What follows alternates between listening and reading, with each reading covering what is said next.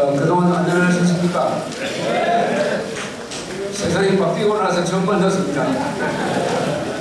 석 달 만에 만났습니다. 3월, 그다음에 6월, 그 사이에 선거가 있었고, 새 정부가 출범했고, 예상했던 대로 행동을 하고 있습니다. 오늘은 6.25 하루 전에 이런 행사를 갖게 되어서 좀 뜻이 깊은 것 같습니다. 1950년 6월 25일로부터 세월이 67년이 흘렀습니다. 67년. 그때, 그날 기억을 갖고 계시는 분들이 여기 혹시 계시는지 모르겠습니다. 6월 25일 나는 어느 자리에 있었느냐. 그 기억나시는 분 계십니까? 네. 혹시 참전용사 계십니까? 네. 참전용사 몇 분 계시네요. 저 박수를 보내주시죠. 또 다른 참전용사, 월남전 참전용사 좀 많으실 것 같은데, 사람들은. 이분들한테도 박수를 보내주시죠.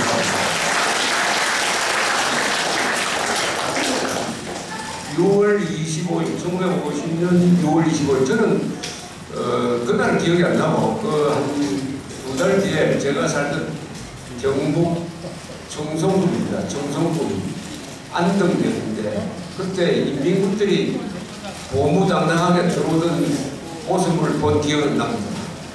그리고 한 보름 뒤인가 우리 마을이 폭격을 당했어요. 우리 마을에 인민군은 없었고 우리 윗마을에 인민군이 있었는데, 이게 공중정찰을 하면은 특히 외국인 경우, 외국 조종사일 경우에는 우리나라 전락이 비슷비슷하지 않습니까? 큰 나무 수양버들 있고 뭐 교회가 있고 이러니까 오폭을 당했어요. 오폭을 우리 마을이. 그래서 담배 창고에 들어가서 그 폭격을 피하다가 그 연기에 질식사할 뻔했던 기억이 아주 생생합니다. 나와보니까 우리 그 키우던 소가 완전히 소위탄을 맞아가지고 새까맣게 탔습니다. 그런데 그때 철이 없으니까 아주 아름다운 동화처럼 기억이 납니다. 산속으로 들어가서 닭장을 먹고 하던 기억밖에 없어요. 그리고 밤에 보면은 저 인민군하고 국군이 포격전을 할 때 그 포탄이 날아가는 기억, 서로 왔다 갔다 하던 기억. 그리고 비행기가 폭격을 하는데 산 뒤로 이렇게 내리꽂히면은 화염이 연기가 확 올라오던 그걸 본 어린 애 눈에 비친 이 6.25는 아주 동화 같습니다. 소설 같아요. 그러나 그 시대를 살았던 우리 아버지 세대 다 목숨 걸고 목숨이 몇 번 왔다 갔다 하면 이런 위기 속에서 버텨낸다는 것을 안 거는 이제 좀 커서 알면서, 아, 우리 아버지 세대, 삼촌 세대 정말 고생했구나 하는 것을 비로소 알게 됩니다. 그 6.25 6월 27일, 6월 25일 내일 서울에서는 도심지에서 행사를 하고, 여기 들어오니까 6.25 오랜만에 6.25 노래를 우리 조규진 선생님이 연주를 하시는데, 그 6.25 노래가 아주 멋진 노래입니다. 박두진 작곡, 작사죠. 김동진 작곡인데, 우리 조규진 선생님께 박수를 보내주시기 바랍니다.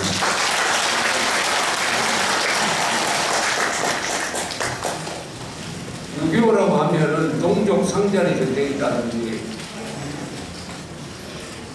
이긴 사람도 없고 진 사람도 없다 뭐 이런 식으로 상투적으로 유교를 설정하는데, 이미 유교는 세계사적 의미에서는 정리가 딱 됐습니다.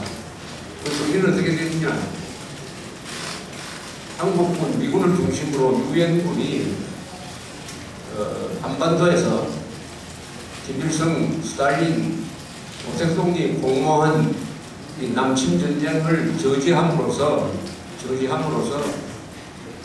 냉전 시대 때 이 자유 세계가 승리하는 출발점을 만들었다. 6.25는 그래서 이긴 전쟁이다. 이렇게 역사적으로, 학문적으로, 정치적으로 다 평가를 하고 있습니다. 다만 그 6.25가 한국에서는 아직 끝나지 않았다. 한국에서는 다른 양상으로 계속되고 있다. 김정은 정권이 망하는 것이, 북한 정권이 망하는 것이 6.25가 공식적으로 끝나는 날이 됩니다. 김정은이 망해야 한반도에서는 6.25가 끝나는데, 세계사적인 큰 점에서는 6.25로 해서 우선 대만이 살았습니다. 그리고 일본이 경제 부흥을 했습니다. 독일이 재무장을 했습니다. 나토가 군사 동맹 체제로 강화됐습니다. 그리고 미국은 군사비를 3배로 늘려서 본격적으로 대소 군비 경쟁을 해가지고 그 40년 뒤에 경제력이 약한 소련이 붕괴되는 그 시작이 바로 6.25에서 출발했으니까 우리 민족사에서 한국 사람들이 피를 흘려가지고 세계 인류가 편안하게 되도록, 안전하게 되도록 만들었다는 점에서 아주 자랑스러운 전쟁이 다 나쁜 게 아니라 자랑스러운 정의로운 전쟁이 있다는, 바로 6.25 때 우리가 기습을 받고도 무너지지 않고 버텨냄으로써 세계 지도가 월급에 물들이지 않고 오히려 공산주의 세력이 몰락하는 계기가 됐다니까 6.25는 정말 자랑스럽고, 거기에 참전한 분들은 이 자랑스러운 이 역사적 기록을 여러 사람들한테 알려줘야 합니다. 오늘 돌아가시면은 아들, 손자 모아놓고 내가 6.25에 참전해서 싸워서 이 세계를 평화롭고 자유롭게 만든 사람이다라고 자랑하셔도 충분합니다. 일찍이 이승만 대통령은 6.25 때 가장 어려울 때 1950년 7월 19일 날 임시수도 대구에서 해리 S. 트루먼 대통령한테 보낸 편지에서 이 전쟁의 의미를 정확하게 이야기했습니다. 이런 대목이 있습니다. 이승만 대통령 보낸 편지. 대통령 각각 위대한 미국의 병사들은 미국인으로서 살다가 죽었습니다만 세계 시민으로서 그들의 생명을 바쳤습니다. 공산 파시오 집단에 의하여 자유국가의 독립이 유린되는 것을 방치한다는 것은 모든 나라들, 심지어는 미국 자신까지도 공격받는 길을 터주는 길이 됨을 알고 나라 사람의 한계를 초월하면서까지 목숨을 바쳤던 것입니다. 그러니까 6.25 때 죽은 미국 전사자들의 의미를 단순히 미국을 지키기 위해서 전사한 것이 아니라 나라 사람의 한계를 초월하여 세계 시민으로서 그들의 생명을 바쳤다. 세계 시민이다. 한국군도 마찬가지죠. 대한민국을 지키기 위해서 뿐만 아니라 세계를 공산 확정으로부터 지키기 위해서 싸웠다. 이런 이야기를 했습니다. 어려우십니다. 또 이승만 대통령은 그 편지에서 오늘날의 남북한 관계에서 대전략의 핵심이 되는 이야기를 이렇게 이야기를 하고 있습니다.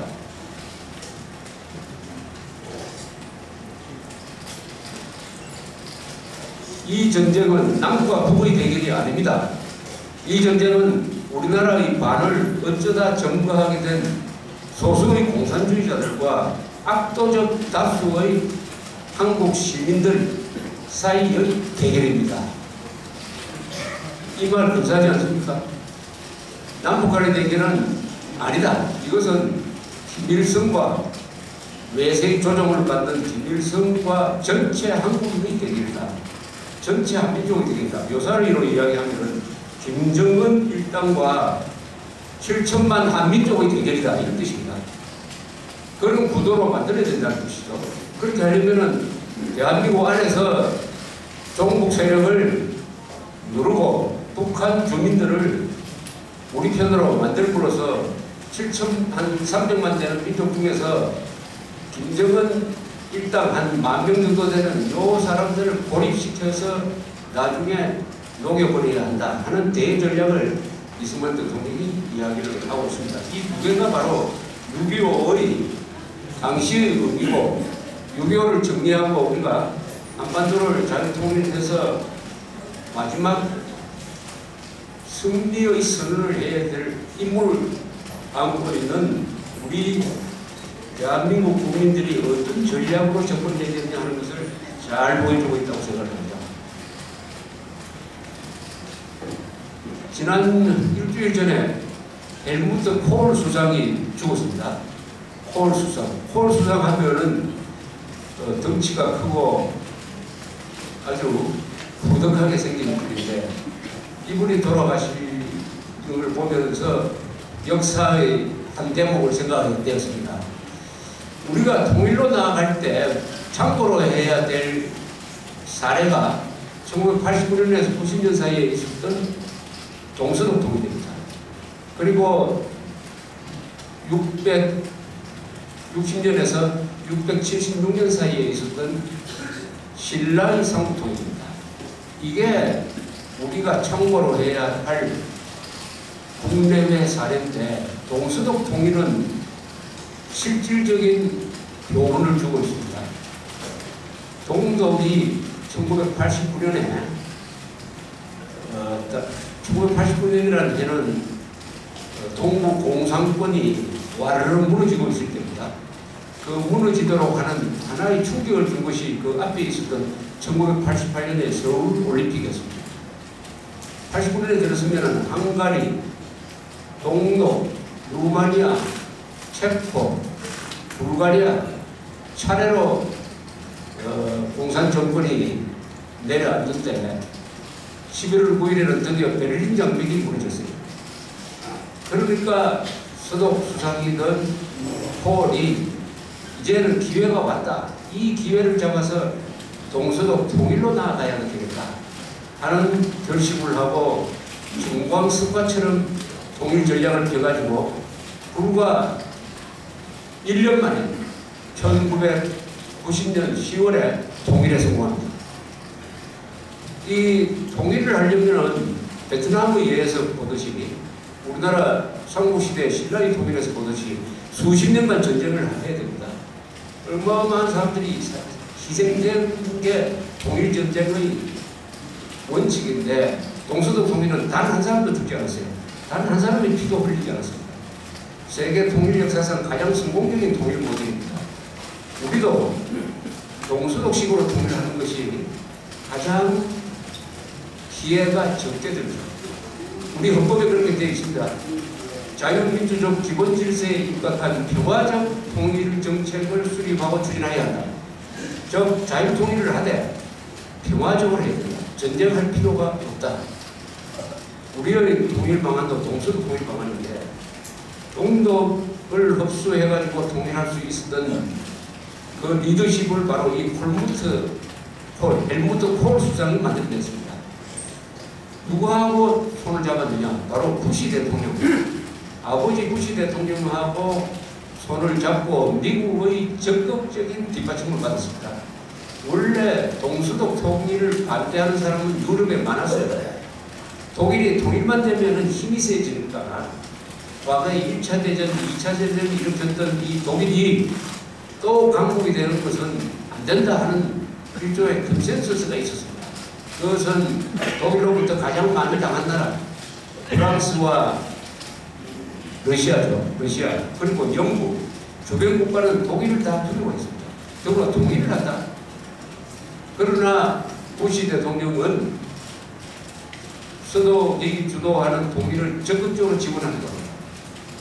왜 그런 계산을 했느냐? 첫째, 동서독이 통일돼도 이 나라가 침략 국가가 될 나라는 아니다. 민주화된 나라가 확실하다 하는 것을 알 수 있습니다. 알았습니다. 두 번째, 조건을 붙입니다. 통일된 독일이 핵무장하면 안 된다. 나토 안에 있어야 한다. 나토 안에 있어야 한다. 이렇게 해서 미국이 통일의 구원자로 나서니까 우선 영국, 프랑스가 더 이상 방해를 할 수가 없었습니다. 대처, 밑대랑 같은 사람이 유일하게 방해할 수 있는 나라는 소련이었습니다. 소련은 고르바초프가 개방 정책을 한참 펴고 있을 때입니다. 좋은 사람을 만난 거죠. 고르바초프는 처음부터 동서독 통일은 불가피하다는 생각을 갖고 있었습니다. 왜냐? 민족 자격주의 원칙이 있다. 우리가 남북한 통일할 때 중국이 또는 러시아가 우리의 통일을 막더라도 그것을 돌파할 수 있는 국제법적인 규범과 원칙이 있습니다. 그게 민족 자격주의입니다. 그 민족은 그 민족의 운명을 스스로 결정할 권한이 있다. 좀 쉽게 말하면 북한 주민들이 남쪽과 합치겠다고 하면은 그 누구도 막을 수 없는 것입니다. 고르바초프는 동서독 통일을 막을 수가 없다 하는 생각이 있었습니다. 적극적으로 이것을 저지하고 싶은 마음이 내키지 않는 사람이었어요. 그런 사람을 만난 겁니다. 그때 만약 고르바초프가 아니고 그 자리에 지금 푸틴 같은 사람이 있었으면 아마 통일이 상당히 어려웠을 것입니다. 고르바초프라는 아주 선의를 가진 사람, 70년 동안 계속된 이 러시아의 볼셰비키 혁명은 수천만 명을 죽였습니다. 스탈린, 레닌과 같은 그 악마적 인간이 볼셰비키 혁명의 주도자였는데 그 러시아의 공산 제국이 무너질 때는 아주 천사 같은 사람이 나왔어요. 바로 고르바초프 같은 착한 사람이 나와가지고 피를 덜 흘리고 무너졌다. 북한에도 그런 사람이 나와야죠. 김정은 말고 북한에 과연 고르바초프가 나올 수 있느냐 하는 게 나올 수 있으면 얼마나 좋겠습니까? 그런 사람이 나오면 남북한 통일도 동서독 통일처럼 피를 적게 흘리게 됩니다. 그런데 고르바초프를 설득한 사람이 이 콜 수석입니다. 1990년 여름에 이제 두 사람이 담판을 합니다. 유일하게 통일을 막을 수 있는 사람은 고르바초프였어요. 왜냐? 동독에 50만 명의 소련 군대가 있었습니다. 이걸 카드로 하고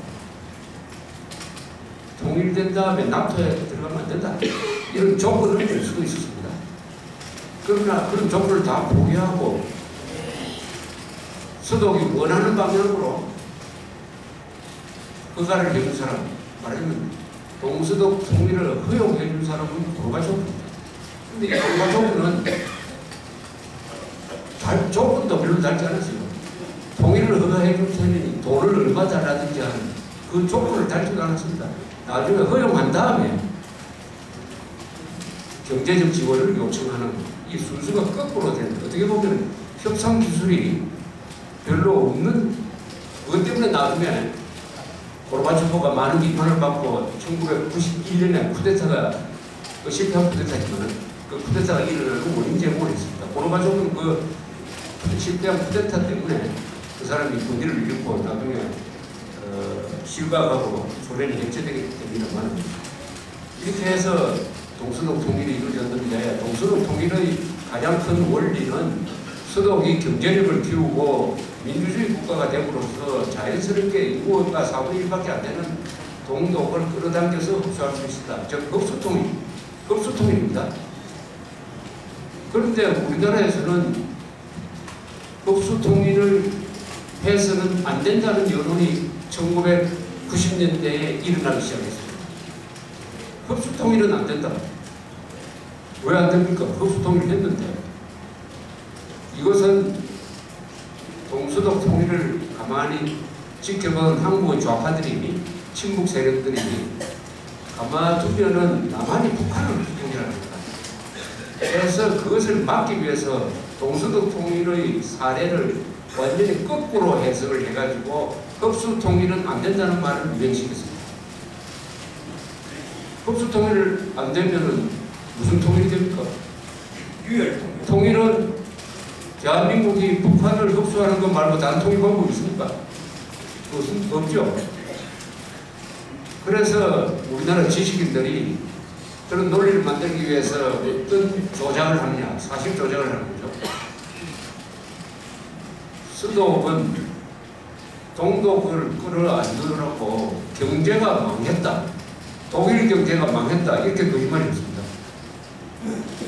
독일은 엄청난 경제력과 기술력을 가지고 있으므로 동독을 흡수하고도 그 후유증을 아주 슬기롭게 극복을 했습니다. 그러니까 이게 경제가 결국 통일 후유증을 덮었습니다. 통일되면 후유증이 그게 몇 세대가 갑니다. 몇 세대가 갑니다.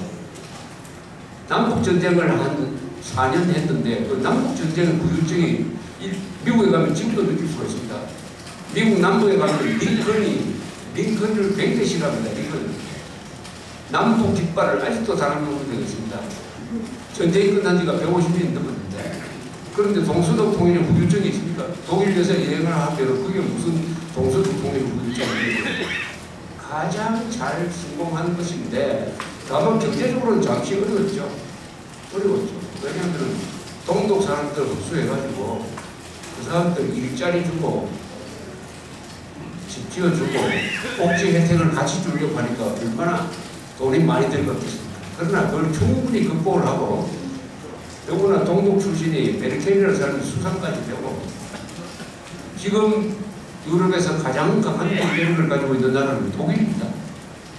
그러니까 동서독 통일은 후유증도 가장 적었던 성공적인 통일인데 한국에서는 흡수통일 안 된다는 말로 그 통일의 의무를 거꾸로 해석을 했습니다. 친북 세력들이 북한 봐주기 위해서 이 위대한 일을 한 콜 수상이 돌아가신 걸 보면서 역사가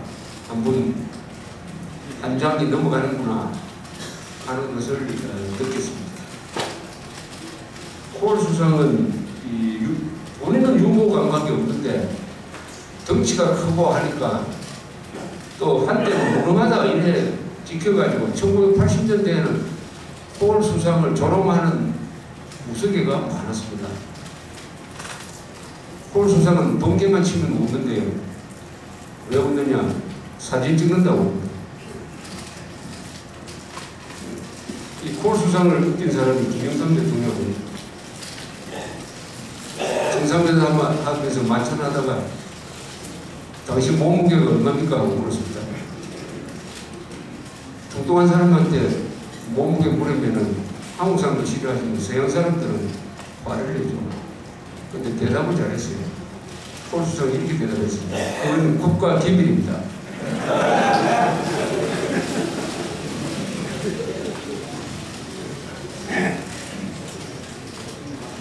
오늘 여기 내려오면서 KTX를 타고 오면서 검색을 한번 해봤습니다. UN 개발기구, UNDP라는 기구가 있습니다. UNDP, UN 개발기구라고 불리는 데서 매년 발표하는 휴먼 디벨롭먼트 인덱스, 인간 개발 지수 또는 쉽게 말하면 삶의 지수 랭킹이 요사이는 어떻게 되어 있는지 해가지고 검색을 한번 해봤습니다. 쉽게 말하면은 국민소득, 평균 수명, 교육, 문맹률 이런 걸 합산을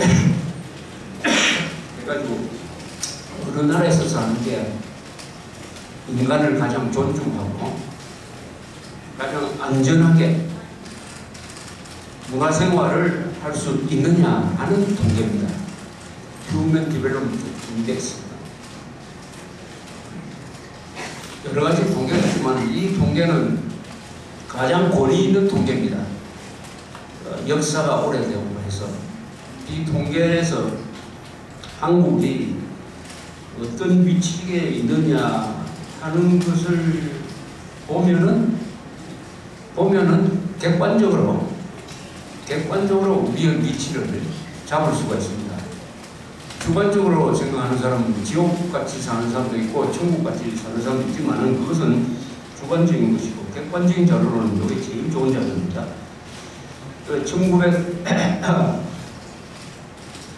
188개국을 대상으로 조사를 했습니다. 작년 수치, 작년 통계를 기준으로 올해 3월에 발표했는데 삶의 질입니다. 한번 이거 가지고 역사 공부, 지리 공부 한번 해봅시다.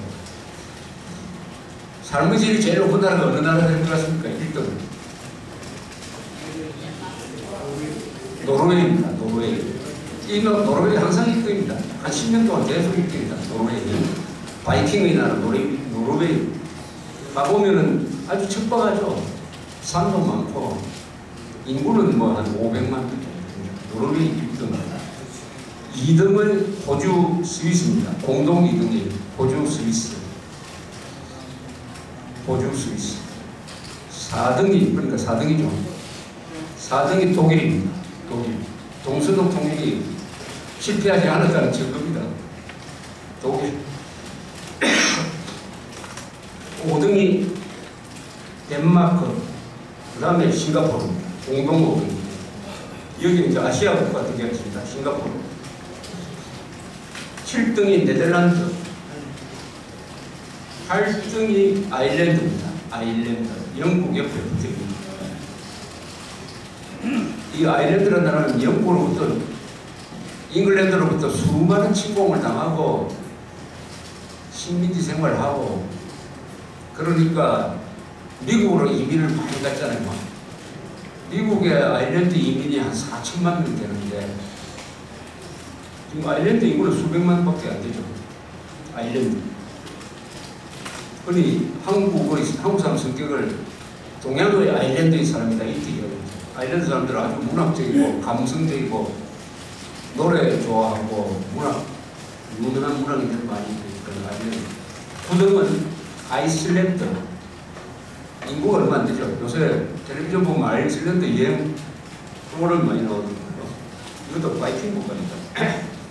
10등이 캐나다, 미국 공동. 12등이 홍콩. 홍콩은 나라가 아니지만 중국, 일본이면 홍콩. 13등이 뉴질랜드. 14등이 스웨덴입니다. 스웨덴. 15등이 리흐텐슈타인이라는 나라가 있습니다. 아주 작은 나라입니다. 인구 한 3만밖에 안 됩니다. 16등이 영국, 17등이 일본입니다. 일본. 18등이 드디어 한국이 나왔습니다. 한국 18등입니다.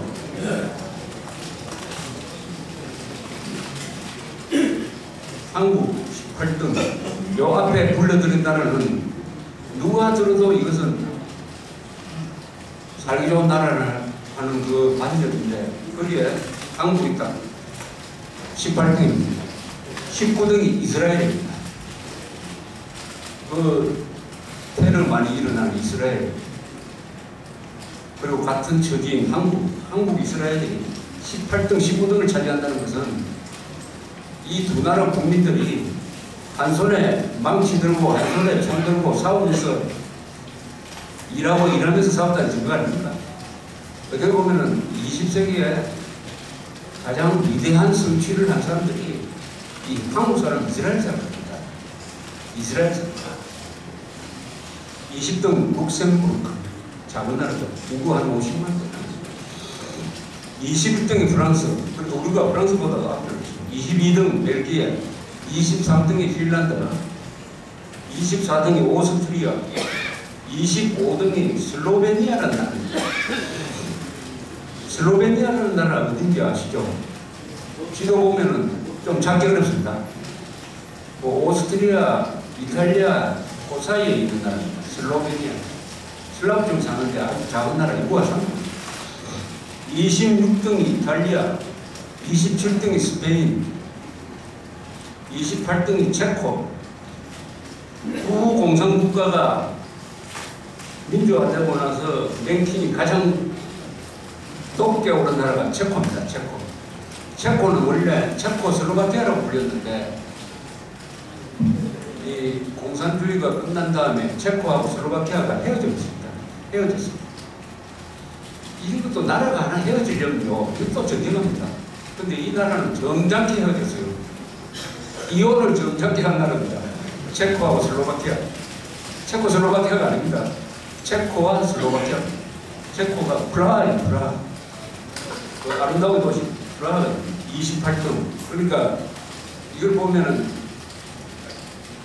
약 30년 전에 동부공산권이 무너져서 그 다음에 다시 잘 살아보자고 해가지고 민주화를 하고 경제 발전을 하는 열심히 사는 나라 중에서 이제 드디어 선진국 반열에 끼인 나라가 체코입니다. 체코 사람 참 점잖은 사람입니다. 아주 슬기로운 사람입니다. 재주가 많은 사람입니다. 유명한 무슨 영화인 예술가 스포츠맨 중에 체코 사람들이 참 많아요. 이 재주가 있는 사람. 물론 슬라브 사람. 독일 계통 피가 많이 있어가지고 슬라브인의 장점과 독일인의 장점을 다 가지고 있다는 거예요. 29등이 그리스, 30등은 브루네이, 에스토니아. 이 브루네이라는 나라가 있습니다. 말레이시아 옆에 있는 그 섬에 있는 기름이 많이 나오는 겁니다. 이것도 인구가 뭐 몇십만 번. 에스토니아는 발트 3국의 한 나라죠. 에스토니아, 작은 나라. 이 작은 나라가 잘 사는 랭킹에 높게 올라가요. 안도라라는 나라가 있습니다. 32등. 안도라라는 나라가 어디인지 아십니까 혹시? 스페인하고 프랑스 사이에 큰 산맥이 하나 있습니다. 피레네 산맥이라고 있습니다. 피레네 산맥. 아주 높은 산맥입니다. 유럽에서 국지의 산맥입니다. 높이가 30m입니다. 그래서 나폴레옹이 이렇게 얘기했어요. 피레네를 넘으면 아프리카다. 유럽에 안 띄워준다. 이런 얘기했는데 그 사이에 안도라라는 나라가 있습니다. 이것도 인구가 한 기반 명. 33등은 사이프러스, 카타르, 말타, 요 작은 나라죠. 36등이 폴란드, 37등 리투아니아. 자, 38등에 칠레, 사우디입니다. 38등까지 보니까요, 처음으로 남미 국가가 하나 뛰었습니다. 지금까지 제가 쭉 이야기한 나라는 전부 그러니까 유럽 국가죠. 유럽, 미국, 아시아, 아프리카는 아직 안 나왔습니다. 38등에 칠레입니다. 칠레. 남미에서 제일 잘 나가는 나라가 칠레입니다. 칠레 하면 피노쳇이라는 사람 생각납니다. 이 선거로 집권한 우리 한국 사람한테 여러 가지 시사점을 주는 역사를 가진 게 칠레입니다. 1970년에 선거를 통해서 아엔데라는 사람이 정권을 잡았습니다. 이 공산주의자입니다. 그때도 보수가 분열했습니다.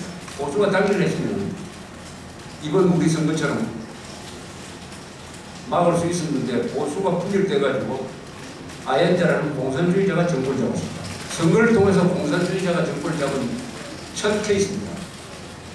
이 사람이 정권을 잡고 조심했으면 또 달라졌을 텐데 더구나 소수 아닙니까? 소수 지지 세력으로 정권을 잡고 공산주의자의 본색을 드러내고 있습니다. 그래서 반미 정책을 펴고 친소 정책으로 가고 큐바하고 친하게 지내고 북한하고 수교하고 무엇보다도 이 칠레는 동방산 구리 광산이 큽니다. 세계에서 제일 크죠. 이 구리 광산 업소 등 큰 기업을 국유화하고 복지를 확대하고 또 자기 패거리들을 모아서 무장을 시키고 이렇게 했습니다. 제일 처음에는 박수를 받다가 한 1년 지나니까 물가가 1년에 150%가 올랐습니다. 그때부터 중산층이 이탈하기 시작했어요. 야당이 공격을 하고 나중에 대법원까지도 아엔데의 정책은 반의법적이다. 이렇게 규정을 하고 미국이 CIA를 앞세워가지고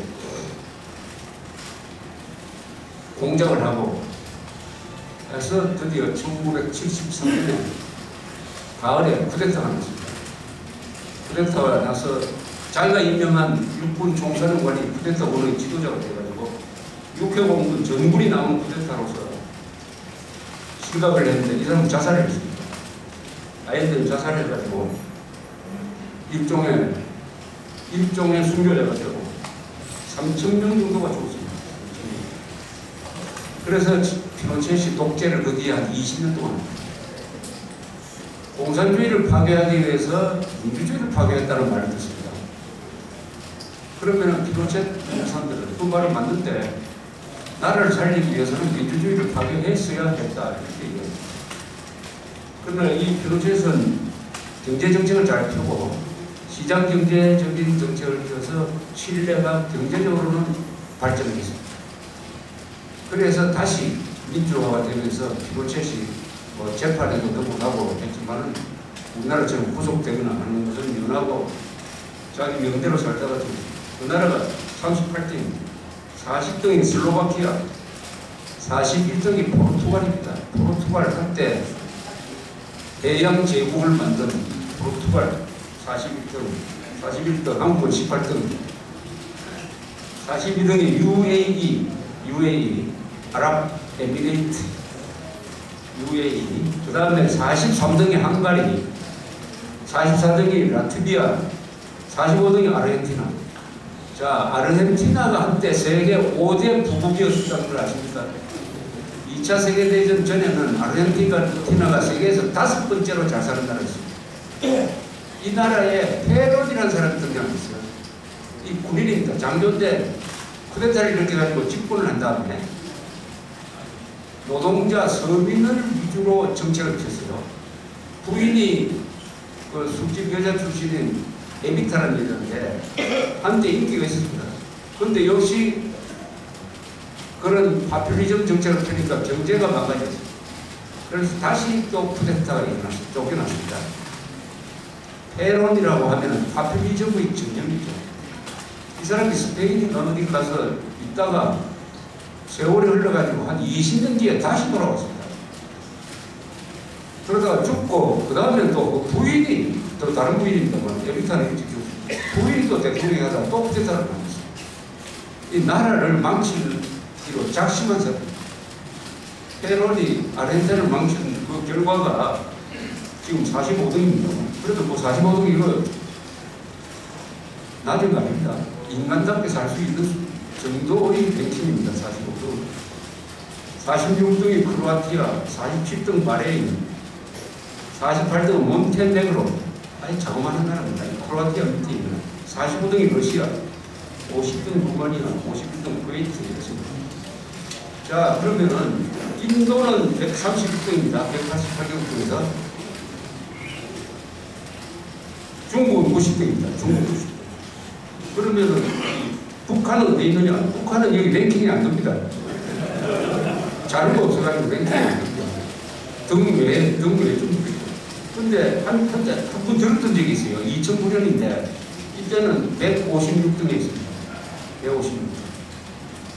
156등. 근데 한국의 랭킹 변화가 있습니다. 노무현 정부 때는 28등이었습니다. 26등 하다가 이게 이명박 정부 들어와서 껑충 뛰어가지고 12등까지 올라갔던 적이 있습니다. 그리고 15등, 그럼 조금씩 내려옵니다. 16, 17, 18 이렇게 내려옵니다. 이걸 보면은 나중에 이명박 정부 시절이 대한민국의 최전성기였다 하는 이야기가 안 나올지 모르겠어요. 그런 이야기가 나오면 안 되죠. 최전성기는 우리가 포기한 다음에 전성기가 가는 겁니다. 요 나라를 다 살펴보면, 요 랭킹을 보면 뭔가 딱 떠오르는 게 있습니다. 첫째, 이 50등 안에 반 이상이 어떤 나라냐? 게르만족이 만든 나라입니다. 게르만족, 독일, 뭐, 노르웨이, 호주, 스위스, 독일, 덴마크, 네덜란드, 아이슬란드, 캐나다, 뉴질랜드, 스웨덴, 영국, 핀란드, 다 이 게르만족이 만든 나라가 잘 됩니다. 게르만족은 어떤 사람이냐? 그 로마를 무너뜨린 사람들이 게르만족인데 이 사람들은 무슨 육체적으로 강건하고 약속을 잘 지키고 무엇보다 게르만 하면 딱 법입니다. 법. 우리의 이 법의 두 가지 토대가 하나는 로마 법이고 하나는 게르만 법이라고 합니다. 게르만. 우리의 법 체계 안에 이 게르만 쪽의 법 체계가 많이 들어가 있습니다. 게르만은 법을 중시한다는 거죠. 법칙, 바이킹, 게르만 다 같은 종류입니다. 게르만족이 역시 세계를 지도하는, 그 다음에 많이 들어있는 나라가 역시 동아시아입니다. 홍콩, 싱가포르, 일본, 한국. 그 다음에 프랑스, 라틴족이라고 볼 수 있는 프랑스, 벨기에 이런 나라가 이 민족적 자질이 확실히 있는 것 같습니다. 민족적 자질하면 한국 사람 절대 빠지지 않죠. 자, 요 랭킹을 옆에 두고 그 다음 다른 랭킹을 찾아가지고 한번 비교를 해봤습니다. 행복 랭킹이라는 게 있습니다. 이것도 UN 기구에서 해피니스 랭킹이라고 합니다. 해피니스. 행복도를 조사를 합니다. 행복. 어느 나라 사람들이 행복하냐? 아까 이거는 객관적 자료로서 인간답게 살 수 있는 물질적, 제도적 조건을 가지고 이야기를 했는데, 이번에는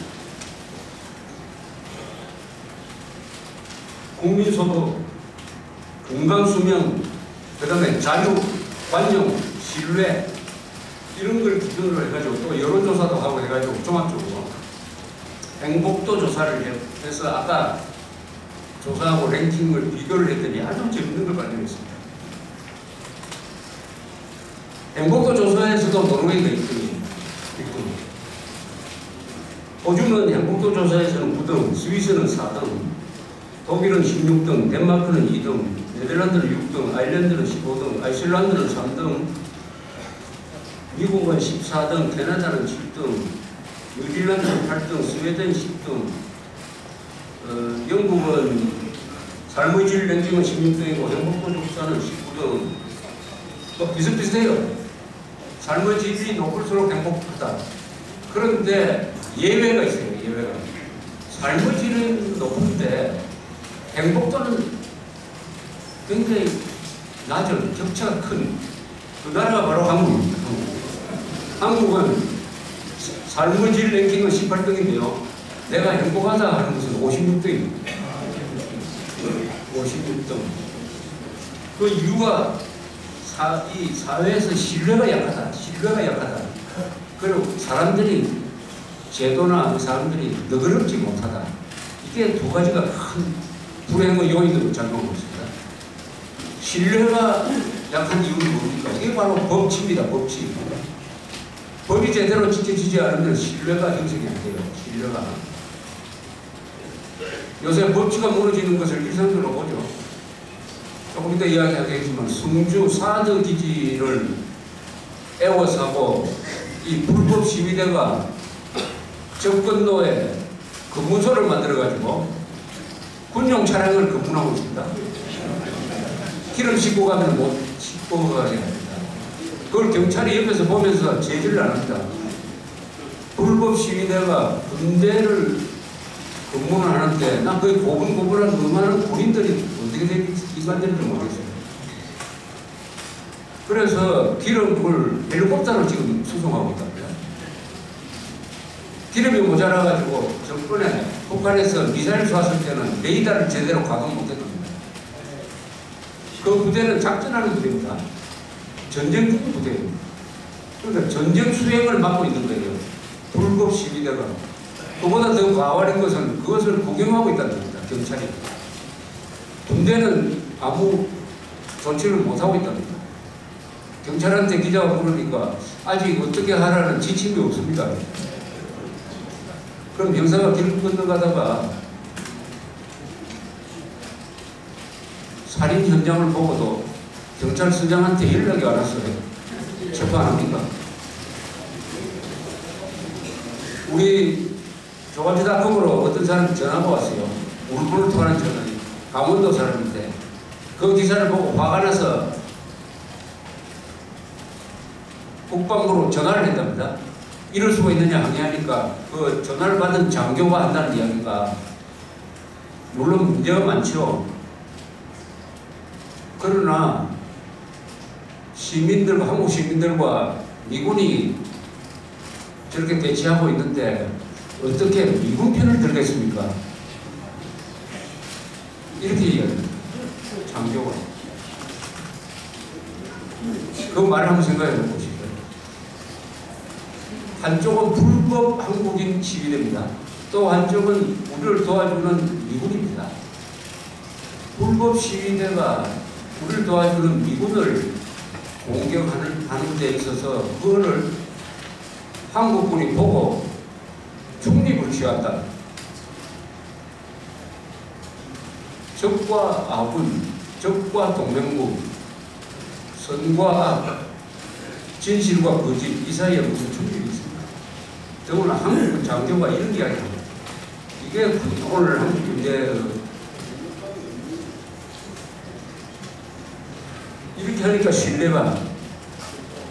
또 얼마 전에는 서울에서 종로구청에서 민노총의 불법 설치물을 제거하려고 하니까 민노총이 저항을 했습니다. 그래서 돌아왔어요, 실패. 그것도 경찰이 보고 제지를 하지 않았습니다. 그런데 그 며칠 전에는 서울시청에 세워놓은 그 태극기 집회 주최 세력이 세워놓은 천막은 삭철거했습니다. 경찰이 보호를 해가지고, 철거반을 보호를 해가지고. 그때는 경찰이 철거반을 보호하고, 이번에는 경찰이 불법을 저지른 민노총을 보호하고 있습니다. 이낙연 국무총리라는 사람이 취임할 때 이런 이야기를 했어요. 촛불혁명이라는 말을 썼습니다. 공무원은 촛불혁명의 명령을 수행하는 도구가 되어야 된다. 첫째, 공직자가 혁명이라는 말을 쓰면 안 됩니다. 혁명은 헌법을 파괴했다는 뜻이에요. 이 정권이 촛불혁명 정권이라는 것을 공식적으로 설명한 것과 마찬가지입니다. 그걸 그대로 글자 그대로 해석하면은 자기들 스스로 위헌 정권이라는 것을 인정한 것하고 마찬가지입니다. 그리고 공직자가 헌법의 명령을 받들어야지 왜 촛불 명령을 받습니까? 촛불혁명 정신을 수행하는 도구가 되어야 한다. 근데 그게 말로서 끝나는 게 아니라 그게 바로 촛불혁명을 이른바 촛불혁명을 주도한 단체 중에 가장 큰 세력이 민노총입니다. 즉 민노총의 불법 행위를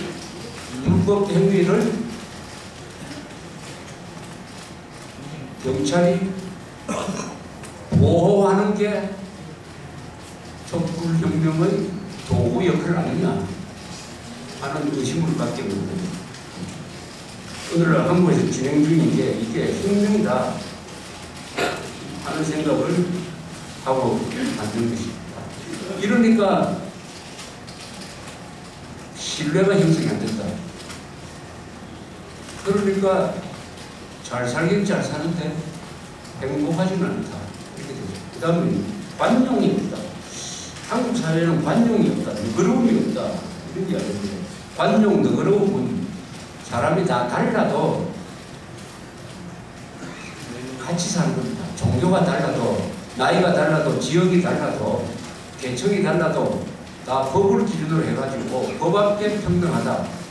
그러니까 같이 사는 것이 바로 이 관용의 핵심인데 한국은 관용이 적은 나라로 찍혀서 행복도가 매우 떨어져 있습니다. 그만큼 불행한 것이고 한국에서 관용을 해치는 것은 뭐냐?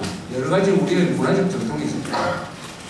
생각이 다르면 바보든 내는 좌든 우든 자기하고 생각이 다르면 사람은 다 다르게 태어났으니까 생각이 달라야죠. 어떻게 생각이 같습니까? 부부간의 생각이 같을 수가 있습니까? 부부도 다 다른데. 그런데 생각이 같아야 된다고 생각해요, 한국 사람들은. 같아야 된다고 생각해요. 그래서 틀린다, 뭐가 틀리다 하는 말이 두 가지 뜻이 있습니다. 하나는 다르다는 뜻이에요. 또 하나는 나쁘다는 뜻입니다. 한국 사람들 이 사고방식에 내하고 생각이 다른 사람은 나쁜 사람이다 이런 겁니다. 생각이 다른 사람이 당연한 건데 생각이 다르면 나쁜 사람이다. 이런 분위기가 이 계급 주장론자들의 양극화 선동에 또 밥이 됩니다. 오늘날 한국 사회가 관용이 무너진 큰 원인 중에 하나는 계급 투쟁론자들의 선동입니다. 양극화 선동, 가난한 사람과 부자, 이런 선동, 자연히 대기업을 향한 선동, 머리 좋은 사람, 좋은 학교 나온 사람은 나쁜 사람이다, 이런 선동, 가난한 사람은 자기 능력이 부족하다든지 게을러서 가난해진 게 아니고 부자가 내 것을 가져가서 내가 가난해졌다, 이런 식으로 생각하도록 만드는 선동, 이게 인기가 있어가지고 한국 사회를 너그러움이 부족한 사회로 만들고 있다. 이렇게 해서 행복도가 이렇게 떨어집니다. 이런 이야기입니다. 이걸 극단적으로 이야기하면은 이렇게 정리를 할 수 있습니다. 여기 계신 분들은 오늘날 삶의 질이 18등이 되는 나라를 만든 주인공들입니다. 여러분들이. 우리가 세계에서 가장 이스라엘 사람들처럼 싸우면서 일하면서 싸워가지고 랭킹 18등 되는 188개국 중에서 랭킹 18등 되는 선진국을 건설한 주역들이 여기 계십니다. 세계에서 가장 위대한 세대입니다. 위대한 세대. 그러니까 농담 삼아 천국 다음에 한국이다, 이렇게 이야기하죠. 천국 다음에 한국, 천국 다음에 한국을 건설한 세대입니다. 여러분들은 천국 다음에 한국을 건설한 세대입니다. 그런데 이번에 집권한 세력, 이 사람들을 지지한 세력은 그중에 상당수가 대한민국을 헬조선이라고 부릅니다. 지옥이다. 우리는 천국을 건설한 세대인데 그 천국을 지옥이라고 불러요. 헬조선이라고. 헬조선이라고 부르는 말은 자기 조국의 침략입니다. 헬북조선이라 해야 맞는 거 아닙니까? 헬북한이라고 해야 맞는데 헬조선이라고 한다? 이거는 다른 나라 같으면 이것을 언론에 절대 써주지 않습니다. 헬조선이라는 말은 금지어가 되어야 됩니다. 헬조선이라는 말을 하든지 여기에 활자화하는 신문사는 보지 않아야 됩니다.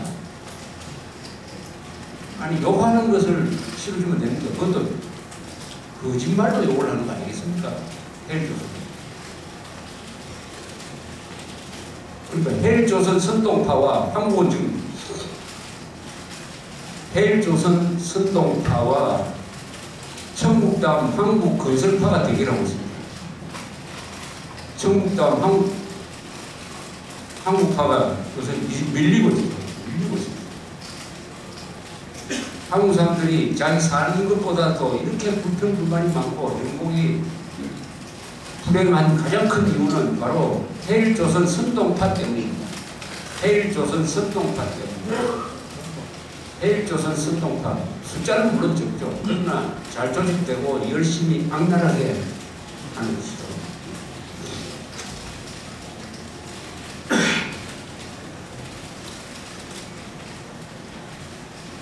문재인 정권이 들어서서 오늘로 며칠 지났습니까? 45일 지났죠.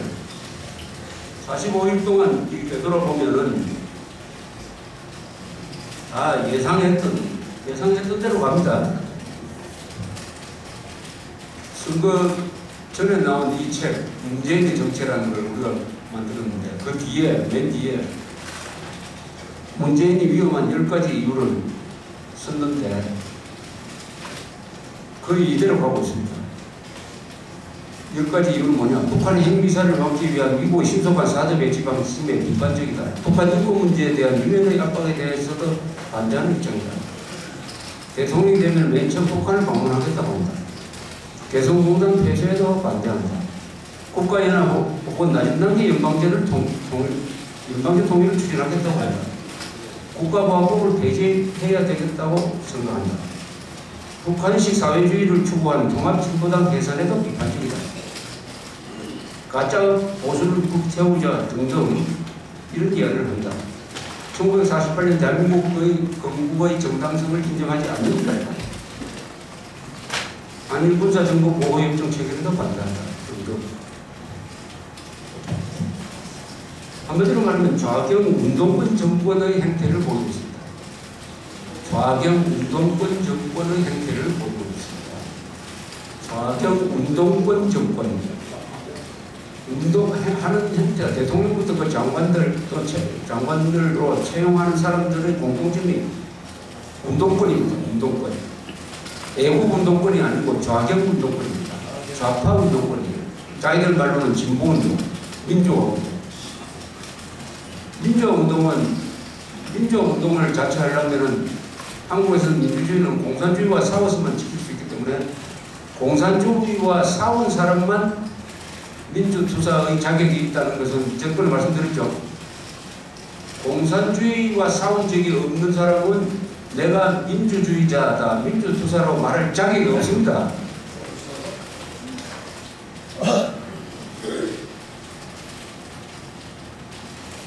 그런데 최근 있었던 기국을 한 다음에 있었던 정책을 보면은 아주 공통점이 있습니다. 어떤 공통점이 있느냐. 성공한 박근혜 정부든지 그 전에 이명박 정부든지 성공한 것만 골라가지고 그걸 없애버리려고 합니다. 대한민국 대통령은 대한민국의 정통성과 정체성을 개성하고 발전시켜야 됩니다. 잘못한 것을 고쳐야 되는데 이상하게 하는 행동을 가만히 보면 공통점이 잘한 것만 골라내가지고 부정하고 지워버리려고 합니다. 왜 그럴까요? 가치관이 다르죠. 다음 한국 건설파의 입장에서 보면은 잘했다고 생각하는데 헬조선 선동파의 입장에서 보면은 그게 잘한 게 아니고 못한 거다, 잘못한 거다 이렇게 봅니다. 가치관이 다른 겁니다. 내 눈에는 이게 노랗게 보이는데 그 사람들 눈에는 이게 빨갛게 보인다. 이게 가치관이 다릅니다. 첫째, 이명박 정부가 잘한 것 중에 4대강 사업 있지 않습니까? 여기 가끔 경남지방에서 오시는 분들을 보니까 이 4대강 사업 그 주변에서 사시는 분들이 계시던데 그 4대강 사업 때문에 불편해진 사람 있습니까?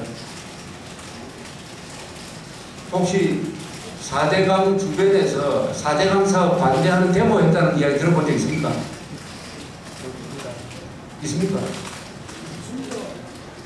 4대강 사업으로 다 혜택을 누리고 있어요. 거기 사는 사람들은.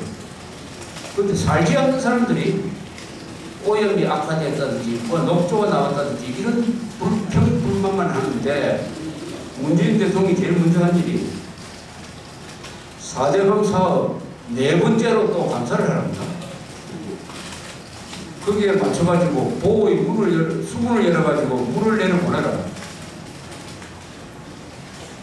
오염을 줄이기 위해서. 아니 이 가뭄철에 4대강 사업이 본격화되고 난 다음에 그게 이제 수확을 2011년 이후에 여러 차례 가뭄이 있고 홍수가 있었는데 큰 피해가 없었습니다. 4대강이 도와준 거 아닙니까? 4대강이 뭡니까? 4대강의 상류지방에 물이 흐르지 않으니까 물이 흐르도록 볼을 만들고 해가지고 물을 담아놓겠다는 거 아닙니까?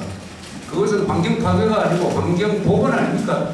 강은 물이 흐르고 물이 담겨져 있어야 되는 거 아닙니까?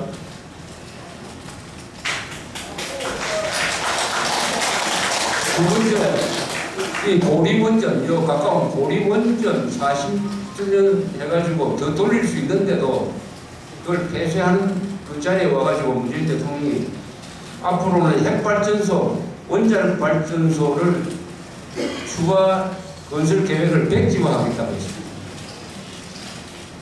여러분, 이게 많이 현실화되면 가정용 전기가 3배, 4배 올라갑니다. 어마어마한 외화 지출이 발전하게 됩니다. 그리고 공해가 더 심각하게 됩니다. 이것도 한국의 원자력 발전은 대한민국 건국 70년 이후에 우리가 이룩한 수많은 성공 사례 중에서 아마 10대 성공 사례 중에 이게 들어갑니다. 중화공업 건설, 서울올림픽, 반도체, 원자력 산업. 이 원자력 산업은 안보문제입니다. 안보문제. 우리가 만약 핵무장을 해야 될 것 같으면 월성에 있는 4개의 중수로를 이용을 해야 됩니다. 원자탄을 만들 수 있는 물질이 거기서 많이 생산되고 있습니다. 원래 그 용으로 박정희 대통령이 카나다에서 도입한 겁니다. 안보 문제입니다. 에너지 우리 수입에 돈을 얼마 드느냐? 석탄, 석유, 천연가스, 우라늄 1년에 1,800억 달러 듭니다. 1,800억. 그런데 그 중에서 원자력 발전소에서는 이 우라늄 원료 수입에는 8억 달러밖에 안 들어요. 그건 뭐냐? 원자력 발전이 가장 값이 싸다는 겁니다. 값이 쌀 뿐만 아니라 가장 안전합니다. 가장 안전합니다. 그런데 우리나라 환경단체들은 한국 원자력 발전이 마치 무슨 사고를 낼 발전인 것처럼 이렇게 과장선동을 했습니다. 한국에서 말이죠. 원자력 발전을 한 지가 40년이 되었는데 지금까지 방사능에 피폭된 사람이 단 한 사람도 없습니다. 원자력 발전소에서 사고가 나서 죽은 사람이 아니라 다친 사람도 한 사람도 없습니다. 그리고 한국의 원자력 발전소 가동률은 80%를 넘어가지고 세계에서 항상 1등입니다. 가장 안전하게 효율적으로 관리하고 있는 25개의 원자력 발전기가 있습니다. 그 중에 하나가 이제 24개인데 전체 발전량의 한 35%를 담당하고 있습니다. 가장 가치 쌉니다. 이걸 왜 문을 닫습니까? 이렇게 성공한 것을 왜 문을 닫습니까? 위험하다는 거죠. 아니 위험한 거는 일본에서 지은 원자력 발전소가 위험하지. 후쿠시마 원전 사고 그것은 왜 났느냐? 발전기를 지하에 두었어요. 지하에. 쓰나미가 와서 발전기를 덮어버리니까 발전기가 망가지니까 냉각수를 돌릴 수 없어가지고 막 열이 나고 해가지고 그런 사고가 난 거 아닙니까? 그 후쿠시마에서도 죽은 사람, 다친 사람, 방사능으로 죽은 사람, 다친 사람 한 사람도 없습니다. 그것도 상당히 과정된다. 우리나라는 그런 걸 다 예측을 해가지고 발전기를 아주 높은 데 장치를 해놨습니다. 우리는 지진 위험도 일본처럼 없는 거고 그런 문제는 환경단체에서 주장한다고 해가지고 이걸 받아가지고 원자력 발전을 폐쇄하겠다. 앞으로 이것을 대체하기 위해서는 천연가스를 도입한다는데 그럼 천연가스 공짜로 들어옵니까? 천연가스가 깨끗하긴 하지만 그게 공짜로 들어옵니까? 다 수입을 해야죠. 몇백억 달러가 더 날라갑니다. 그러면은 전기값이 한국에서 세계에서 제일 싸죠. 제일 주도 좋고. 이게 한국 경제가 가지고 있는 경쟁력의 운동이죠. 앞으로 수출도 그렇게 되죠. 원자력 발전소에서는 오염물질이 안 나옵니다. 그걸 대체한 천연가스든지 뭐 석유든지 이런 데서 우리가 나오죠. 그럼 풍력, 태양열로 대체한다? 앞으로 미래 한 100년 뒤에는 그게 될지 모르겠습니다만 지금은 풍력, 태양열 발전은 단가가 너무 비싸요. 수십 배입니다. 1, 2%밖에 안 돼요. 이걸 정책으로 옮길 때 어떤 일이 일어납니까? 문제는 왜 이런 성공 사례만 골라서 죽이려고 하느냐. 이건 가시관이 다르잖아요. 그럼 또 하나 의문이 생깁니다. 그러면 세계에서 가장 안전한 한국의 원자력 발전소는 위험하고 세계에서 가장 위험한 북한의 핵무기는 위험하지 않습니까? 이 환경단체 사람들은 왜 평양에 가서 반핵운동 안 합니까? 이 사람들이 평양에 가서 말해 북한의 핵무장을 반대하는 시위를 했다는 이야기 들어본 적 있습니까? 원자력 반대하는 사람들이 북한 핵 반대하는 시위를 했다는 이야기 들어본 적 있습니까? 없죠. 없으면 뭡니까? 이 사람들의 주장은 정의가 있다. 대한민국을 망가뜨리려는 정의인지 무슨 죄인지 하여튼 공동체를 해롭게 하는 정의가 있다는 증명이 아니겠습니까? 또 공기업에 박근혜 대통령이 잘한 게 몇 가지 있어요. 또 박근혜 대통령이 잘한 것만 몰라서 물어보십니다. 대한민국을 부정적으로 가르치는 교과서를 바로잡기 위해서 박근혜 대통령이 국정항구사 교과서를 만들었더니 그걸 또 폐기시켰습니다.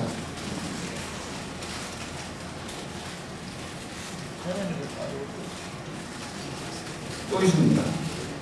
공기업이 여러 가지로 방만한 경영을 한다고 해가지고 공기업의 성과급 제도를 도입을 했더니 이것도 앞으로 없애버리겠다고 합니다. 무엇보다도 사드, 박근혜 대통령이 잘한 게 사드 배치 아닙니까? 사드 배치에 대해서 이 문재인 대통령이 취한 조치의 순서를 보면 이렇습니다. 제일 처음에는 사드는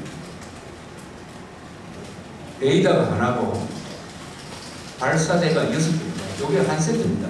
1 플러스 6. 요게 한 세트예요. 한 세트. 이걸 합쳐서 포대를 거든요. 포대. 성주에 사드를 배치를 한다는 말은 레이더 하나에 6개의 발사대를 배치한다는 의미입니다. M16의 탄창에 여기 15발이 있죠. 또 큰 거는 한 20발. 그런데 M16 탄창이라고 하면은 거기에 15발의 총알이 들어있다는 의미예요. 더 설명할 필요가 없죠.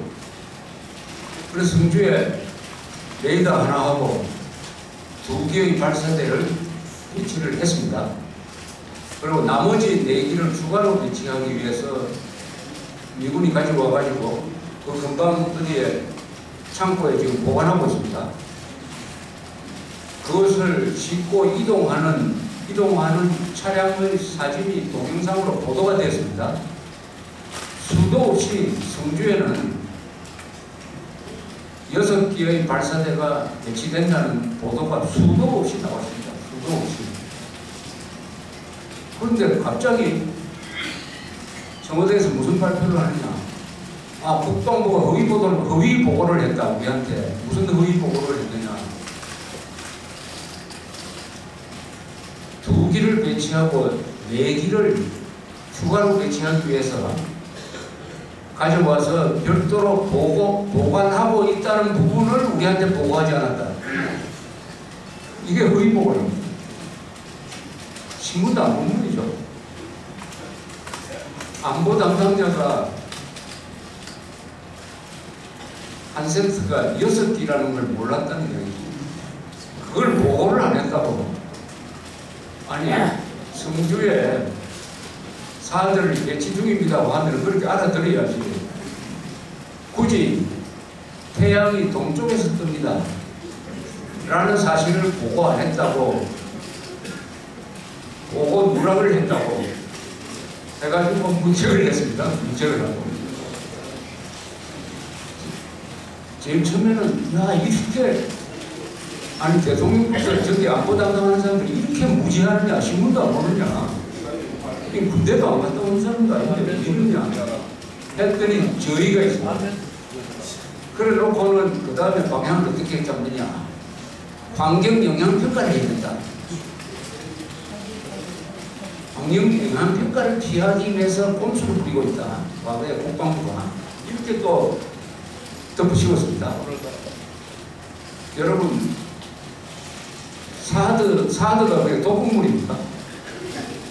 사드에서 뭐 수원이 나옵니까? 가등병이 나옵니까? 매연이 나옵니까? 그게 공장입니까? 공장? 환경영향평가 왜 합니까? 그게 전자파가 나온다고 그래요. 전자파가 나오는 발사 각도는 사람들하고 아무 관계 없고, 그게 위험하다면 우리 핸드폰 다 꺼버려야 됩니다. 이런 전략적 기준은 환경영향평가를 안 하도록 안 할 수 있는 조항이 있어요. 북한이 지금 핵미사일 배치하는데 신속하게 사드 기지에 발사 장치를 갖다 놓아야 되는데, 이것은 긴급한 사항이니까 환경영향평가 생략하는 게 맞는 거 아닙니까? 그런데 생략하지 않았어요. 했어요. 그것도 부족하다. 그런데 이게 또 환경영향평가 대상도 아닙니다. 면적이 작아가지고 이건 안 해도 돼요. 그런데 굳이 환경영향평가를 하도록 해가지고 이게 1년 될지 2년 될지 모릅니다. 이거는 누가 봐도 고의로 트집 잡아가지고 사드 배치를 미루는 거 아니겠습니까? 자, 그럼 좋습니다. 지금 이 사드 배치를 미룰 때냐 하는 것을 한번 따져봐야 됩니다. 여러분, 사드 배치를 천천히 해도 됩니까? 왜 서둘러야 되죠? 올해 안에 북한이 핵탄두를 소형화해가지고 노동미사일에 딱 갖다 붙여가지고 실전 배치할 가능성이 많습니다. 올해 안에. 북한을 요새 군사적으로 해결한다는 이야기가 많이 나오는데, 북한을 때리려면은 실전 배치하기 전에 해야 됩니다. 그래서 올해 말까지 북한을 제거하는 군사작전을 하든지, 아니면 북한이 핵미사일 갖다 바친다, 설치한 다음에는 다른 방법으로 가야 된다. 시간이 없다. 때릴 수 있는 시간은 올해밖에 없다. 이렇게 이야기합니다. 전문가들의 이야기입니다. 공통된 이야기예요. 실전 배치하기 전에 미국이 가지고 있는 항공모함을 한 넉 대 정도 여기 주변에 배치해 놓으면 한 300대의 전투기를 동원할 수 있습니다. 북한에 들어가기 전에 북한의 레이더, 지대공 미사일을 싹 정리하고 때리면은 아마 거의 성공할 겁니다. 그때 북한이 어떻게 나올 거냐 하는 게 문제죠.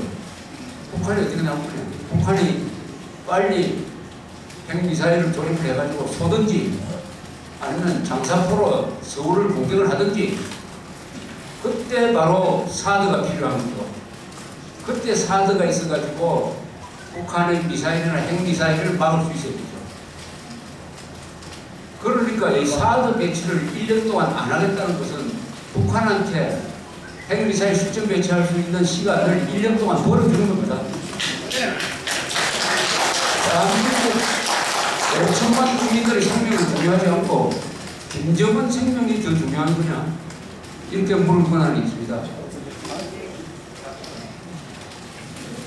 이 결정적인 1년입니다. 앞으로 1년 안에 북한을 공격을 해서 정리를 하든지, 아니면 그걸 기정사실로 받아들이든지. 그러니까 사드 배치가 안 되면 미국이 북한을 공격하는데 머뭇거리게 된다는 거죠. 머뭇거리니까. 왜 1년 뒤에 해야 됩니까? 왜 1년 뒤에? 내일 당장 해야 됩니까? 또 어젯밤 무슨 로이터 통신인가 어느 통신과 이야기를 하면서 문재인 대통령도 이런 이야기를 했습니다. 원래 한국과 미국이 한 기만 배치하기로 했는데 왜 5개, 6개 했는지 모르겠다, 이런 이야기를 했습니다. 아니, 모르겠다고 하면 됩니까? 아니, 6개 배치하는데 왜 한 기만 하고 5개 나중에 하더래. 그러니까 지금 문재인 대통령과 그 측근은 하여튼 사드에 유감이 많아요. 사드를 독극물로 보든지, 사드를 귀찮게 보든지, 사드가 미운 사람.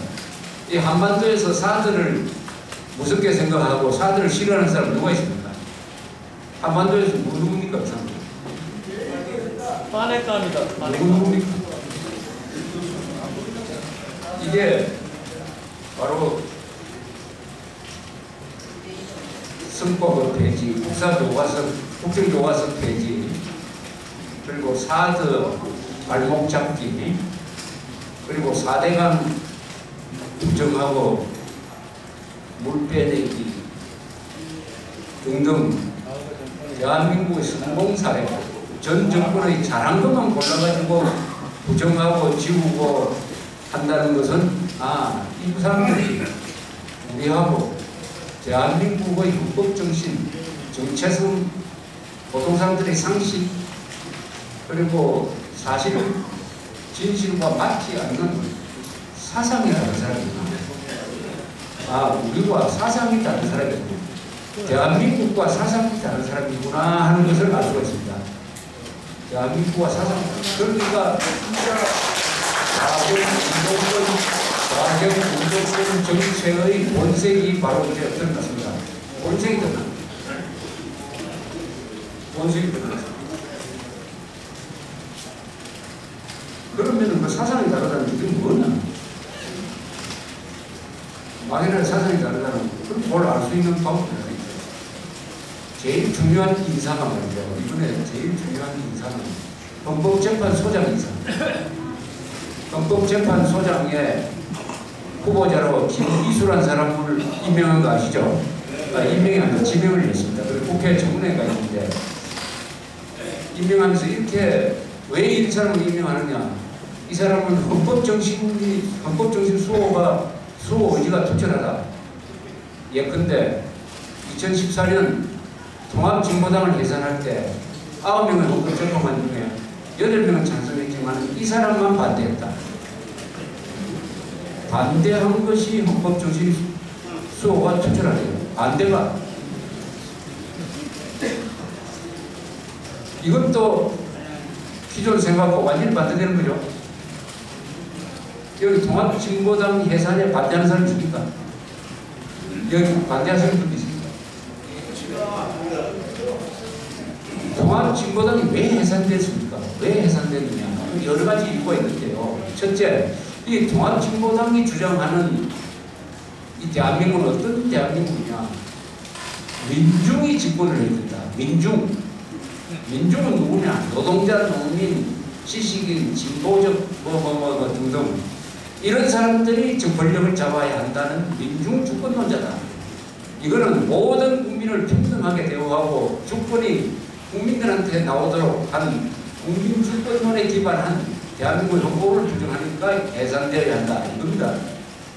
그 민중이란 말은 북한식으로 말하면 프롤레타리아트인데 프롤레타리아트가 독재적 권력을 행사하는 게 바로 민주주의라고 하는 북한식 이야기인데 그것이 한국에서 그런 노골적 주장을 하면은 보안법에 걸리니까 그것을 돌려가지고 민중이란 말을 내세운 겁니다. 그러면 헌법재판소 재판관들은 그 정체를 정확하게 알고 이거는 사실상 북한식 사회주의를 추구하는 세력이다. 이렇게 판단해서 계산시켰는데요. 이 사람이 반대했어요. 반대한 논지를 읽어보면 납득할 수가 없습니다. 그것을 개혁투쟁론이라고 해요. 개혁투쟁론. 특정한 개혁만 정권을 잡고 다른 적대 개혁은 수청해야 된다 하는 것이 개혁투쟁론입니다. 한국에서는 그 개혁투쟁론이 민주주의로 변경이 되었습니다. 위장이 되었습니다. 그러나 여러 차례 재판에 걸쳐서 민주주의는 결과론적으로 개혁투쟁론이다. 그런데 그 민주주의를 채택한 통합진보당 해산에 반대한 사람이 헌법정신 수호가 약한 게 아니라 헌법정신 수호 의지가 강하다 해가지고 헌법재판소장에 지금 지명 후보자로 지명해놓은 그러니까 연정된 개혁 투쟁론을 상당히 존중하고 있구나 하는 것을 알 수가 있습니다. 개혁 투쟁론이 만악의 근원입니다. 만악의 근원. 개혁 투쟁론에 묶들면 사람은 어떤 행동을 하게 됩니까? 지주, 기업인, 국군, 잘 사는 사람, 자유를 외치는 사람, 반공투사들, 이런 사람들을 미워하고 타도하고 청산의 대상으로 삼게 되는 사람. 개혁투쟁론에 묶들면은 국가, 국군, 법치를 부정하게 됩니다. 그리고 미풍양속, 이런 것도 부정합니다. 대한민국 현대사를 특정 직업, 특정 계급이 주도한 역사라고 생각을 하고 그것을 타도하는 것이 우리의 임무라고 생각을 합니다. 개혁투쟁론을 들면은 미국을 미워하고 중국을 좋아하게 됩니다. 개혁투쟁론을 들면은 반미, 반일로 가게 됩니다. 친북, 친중으로 가게 됩니다. 개혁투쟁론으로 들면은 진실은 별로 중요하지 않다. 우리의 목표를 달성하기 위한 선전, 선동이 정당한 것이다. 이렇게 생각을 하게 됩니다. 개혁투쟁론에 들면은 비하 부분이 거꾸로 됩니다. 대한민국의 적을 우리 편으로 생각하고 대한민국의 동맹국을 적으로 생각합니다. 개혁투쟁론을 들면은 선악 부분이 거꾸로 됩니다. 착한 사람을 악으로 보고 악을 선으로 보게 됩니다. 개혁투쟁론을 물들면은 여기 계신 분들처럼 월남전, 한국전에 참전해가지고 피로서 이 나라를 지킨 사람을 피 한 방울 흘리지 않는 자들이 모독하게 됩니다. 개혁투쟁론을 물들면은 땀 흘려서 이런 경제 대국을 만든 사람을 땀 한 방울 흘리지 않는 사람들이 짓밟는 것을 그걸 정의라고 이야기하게 됩니다. 개혁투쟁론을 물들면은 북한 인권 탄압에 대해서는 눈물 한 방울도 흘리지 않는 사람들이 내가 인권 변호사고 내가 진보주의라고 이렇게 사기치게 됩니다. 개혁투쟁론이라는 것은 무서운 겁니다. 개혁투쟁론을 물들면은 사람이 흉기가 되어버립니다. 흉기.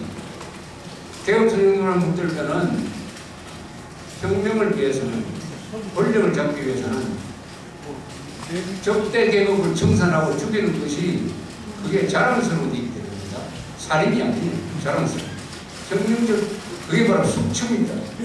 사람을 수십만 명을 죽여놓고 이걸 숙청했다고 합니다. 숙청은 깨끗하게 한다는 뜻입니다. 숙청. 청산. 적폐청산이라는 말은 무슨 말입니다. 개혁투쟁론. 지금 이 집권 세력은 좌경 운동권 정권인데 그 작동 원리는 한국식으로 변형된 개혁투쟁론입니다. 개혁투쟁론이 선거에서 양극화 선동으로 나오죠. 1대 99로 나오죠. 우리는 99다. 우리를 착취하는 이를 타도하지 않고 이런 기업이고 보수 세력이고 우리이기도 하고 뭐 이런 겁니다. 이런 상황이 지금 앞으로 점점 더 심화될 것이라 이렇게 보여집니다. 여기에 이 좌경 운동권 세력과 손을 잡고 있는 세력이 있습니다. 소위 신종 양반 세력입니다. 선동언론, 정치검찰, 정치판사,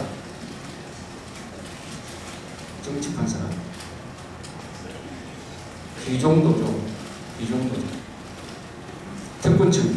이 사람들이 이 좌경 운동권 세력의 하수인 역할을 할 가능성이 많아요. 하수인 역할. 그래서 반역자를 잡아들여야 될 텐데 반역자 대신 애국자를 잡아들이는 행동을 한다든지 언론 자유를 탄압한다든지 이런 식으로 진행이 되면은 이것은 국민 저항을 부를 것입니다.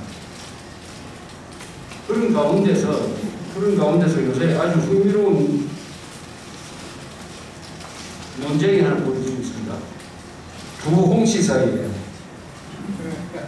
중앙일보 홍석현 전 회장하고 홍준표 전 자유한국당 대통령 후보 사이에 재밌는 그리고 의미 있는 이 논쟁이 벌어지고 있습니다.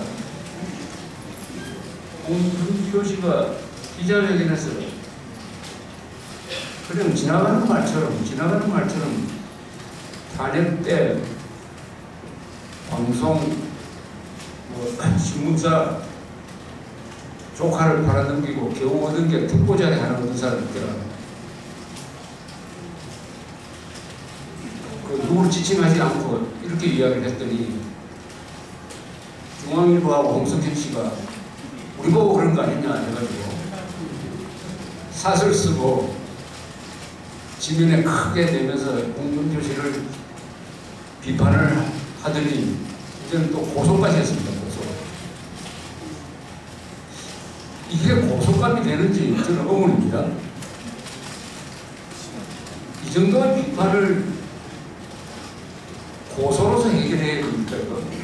고소 고발로 해결해야 됩니까? 이걸 만약 김혜수로 고소 고발을 할 것 같으면 이 독자들은 한국의 언론은 매일 고소 고발할 수 있을 거예요. 이거보다 훨씬 더 심한 비판을 예사로 하는 게 한국 언론 아닙니까? 기자들 아닙니까? 근데 자기들 좀 비판받았다고 이것을 자기 신문사를 동원을 해가지고 접견전을 하더니 이제는 고소 고발까지 한다. 이건 절대로 저널리즘의 정도가 아닙니다. 또 그 말이 거짓말이라고 저는 보기 힘듭니다.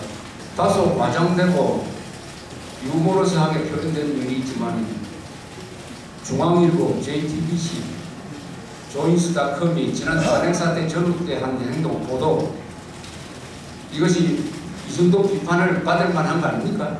맞습니다.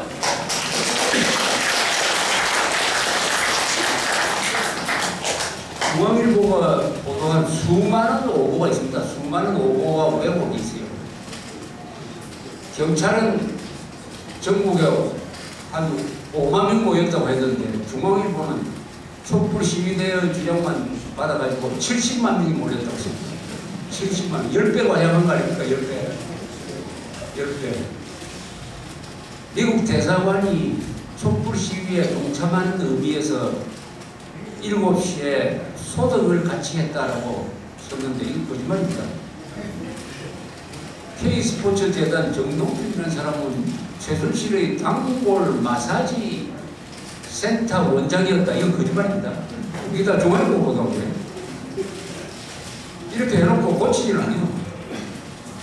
그러면은 홍준표 후보의 전 후보의 그 비판은 그 점잖은 비판인 것 같아요. 저보고 비판하라 하면 그보다 훨씬 더 독하게 했습니다. 그랬더니 홍준표 씨가 어제 페이스북에 이런 글을 올렸습니다. 이 홍준표라는 사람이 이 사움단인데 이 말싸움을 잘하는 사람입니다. 이거 제가 읽어드리겠습니다. 재벌 언론의 황제 같은 사주를 비판했더니 시대를 거슬러가면서 송사로 재갈을 물리려고 어이없는 대응을 하고 있습니다. 앞으로 송사를 송사로 대응할 수밖에 없기 때문에 지난 탄핵과 대선 때의 재벌 언론 황제의 처신 등을 법적으로 문제 삼고 애국 진영을 결집시켜 부도덕하고 잘못된 재벌 언론의 행태에 대해 대국민운동을 전개해서 이제 재벌 언론의 갑질 시대가 끝났음을 자각하도록 하겠습니다. 이번 사건은 문재인 정부의 권한 유착과 기울어진 언론 시장을 국민운동으로 바로잡는 계기가 되도록 하겠습니다. 앞으로 그만하겠고 이 사업을 제대로 해야 됩니다. 이 사업 제대로 해야 됩니다. 한국 언론이 이런 식으로 오보, 선동, 왜곡, 거짓말하고도 아무런 응징을 당하지 않느냐, 벌을 받지 않는다면 이건 대한민국은 민주국가 아닙니다. 진정한 언론 자유가 있는 나라가 아닙니다. 언론이 난이라고 했잖아요. 제가 언론이 난이라는 책도 제가 썼습니다. 탄핵 사태는 이게 언론이 난입니다. 기본적으로. 그런데 그 점을 지적을 했더니 이렇게 발칵하는 이 중앙일보가 과연 어떤 보도를 했느냐 하는 것을 이번 기회에 여러분들도 밑줄 쳐가면서 중앙일보의 오보 사례를 한번 수집을 하고 계십시오. 이 좋은 기회입니다. 그러니까 여러분들도 이 이 사업에 동참을 해야 됩니다. 공세를 편들고 싶은 사람은 편들고, 공중편 편들고 있는 사람은 편들어가지고 이것을 의미 있는 사업으로 키워가야 됩니다. 이것은 말릴 사업이 아니에요. 키워야 됩니다. 그러니까 중앙일보, 조인수닷컴, JTBC가 그동안 보도한 것을 면밀하게 한번 분석해 보세요. 이게 살아있는 애국시민들입니다. 살아있는 애국시민들은 행동을 해야 됩니다. 글을 써야 돼요. 글을 쓰는 게 제일 중요합니다. 글 쓰는 거. 기록을 남겨야 돼요. 지금 문재인 정부가 하고 있는 걸 다 기록을 남겨야 됩니다. 다 각자 기록을 해야 됩니다. 그렇게 해서 주변에 돌려보고 토론할 때 자료로 삼고 이렇게 됩니다. 그런데 좋은 아주 흥미로운 여기서 재벌언론이라는 말을 했는데 또는 족벌언론이라는 말도 하는데 재벌언론이든 족벌언론이든 이 자체는 비판의 대상이 아닙니다. 재벌이 언론 경영할 수 있어요. 여기서 그런 거 많습니다. 문제는 재벌이기 때문에 또는 족벌이기 때문에 마음 놓고 선동하고 마음 놓고 왜곡한다. 족벌 언론, 재벌 언론은 괜찮지만은 재벌 선동 언론, 족벌 선동 언론은 안 됩니다. 족벌이고 재벌이기 때문에 더 정확한 언론기관을 만들어야지 재벌 믿고 족벌 믿고 해가지고 마음대로 선동의 자유를 누리도록 하는 건 안 되죠. 반드시 이번 기회에 이 문제를 의미 있는 국민적 문제로 가져가는 것이 이 운동권 정권이 과욕을 부리든지 과속을 하지 않도록 하는 브레이크 역할을 또 브레이크 역할. 국민들이 브레이크를 걸어야 됩니다. 그러려면 여론을 바꿔야 돼요. 권력은 옛날에는 총구에서 나왔지만 이제는 투표에서 나옵니다. 투표. 여론이 바뀌어야 세상이 바뀝니다. 이 언론이 들어서가지고 여론을 나쁜 방향으로 돌려놨습니다. 이것을 바로잡으려면 언론을 바로잡아야 됩니다. 언론을 바로잡아야 여론이 정상적으로 돌아옵니다. 이것이 대한민국을 살리는 것이고 문재인 정권이 더 위험한 집중을 하는 것에 브레이크를 두는 것이고 그것이 지나놓고 보면 문재인 대통령과 문재인 정부를 살리는 길도 될 것이다. 이렇게 생각을 합니다. 이상입니다. 감사합니다.